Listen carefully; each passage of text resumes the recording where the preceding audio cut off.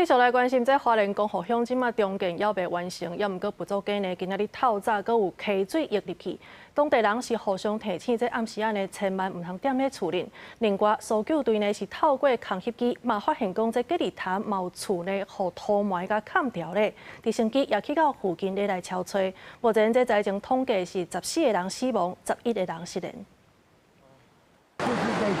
民众用手比讲，厝内附近边啊，阁开始积水。花莲县光复乡佛祖街雨落5暝灌入来了，已经是重灾区。附近的大户拢无用伫咧清理，不过日落透早又阁传讲溪水灌入来，大家互相提醒，暗时尽量去避难所困，莫踮咧厝诶。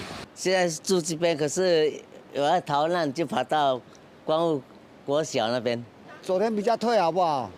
今天又大起来了，你看水引开了，这样才对啊！你看，等下水又大，等下这房子全部毁掉，那怎么办？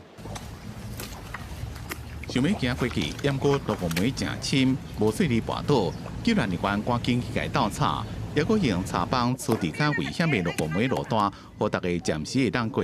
最后现场拢是落雨梅，救援人员也是伫咧找人。 天啊嘛，水果正落，救援人员大家手烧油，才有法度安全通过。无分早晚继续找，希望会当阁有好消息。要去隔离潭的路未通，怪手正伫咧修路，伫空拍机发现隔离潭附近有正侪厝互土山砍掉去。空军直升机再去吊挂5位搜救人员到现场，也去马泰安帮上湖坝顶对天顶勘查。 那空滩的时候看到，大概坝底目前还是有一些落石，北面还是有一些落石，但是我们溢流的水它溢流之后的水量就是大概是稳定的往外流，没有像那个23号那样的大洪水的一个发生。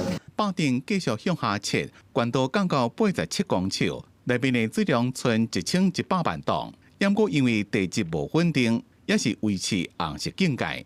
即马灾情的统计有14个人死亡，11个人失踪，68个人受伤。伊若灾民刷落来安置伫地基的部分，真正协调所是协调大旅馆；伊若中长期是研究去组合住互因大。